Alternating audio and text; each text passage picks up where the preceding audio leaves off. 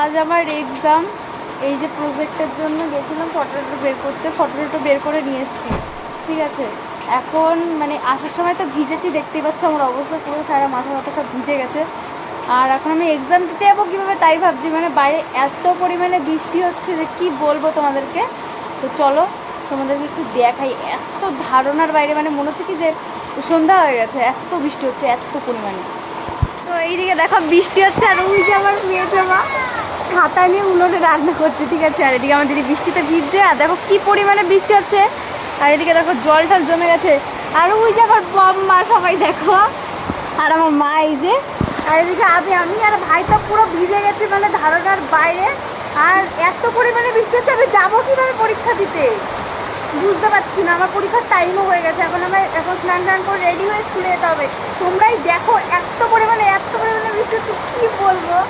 দেখো দেখো এই দিকে উঠোনে পুরো জল জমে গেছে দেখো। আর আমার মেজমা আমাকে ডাকছে, ভিজে বসে রয়েছে। আমার কাকি ওই যে হাঁড়ি কড়াই নিয়ে কোথাতে জল নিয়ে আসছে, মানে কলে গেছিল। আর এই যে আমার দিদি দেখো, ওর বৃষ্টিতে ভেজা, দেখতে পাচ্ছ। আমাদেরকে একটা জিনিস দেখো, আমার কাকি স্নান করতে বৃষ্টির মধ্যে পুরো ভূত সেজে দেখো। আমার কাকিকে দেখো সবাই,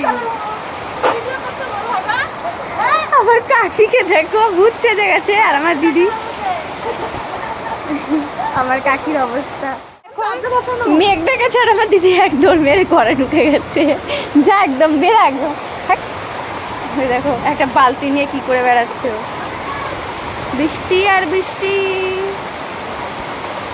আর এইদিকে আমি বৃষ্টিতে ভিজতেই ইচ্ছা করছে, কিন্তু ভিজবো না, ঠান্ডা লেগে যাবে। তার মধ্যে আবার এক্সাম, জানি না বৃষ্টি কমবে কি কমবে না, কতক্ষণ ধরে হবে। তো চলো, ভিডিওটা ভালো লাগলে প্লিজ লাইক করবে, শেয়ার করবে, সাবস্ক্রাইব করবে। টাটা।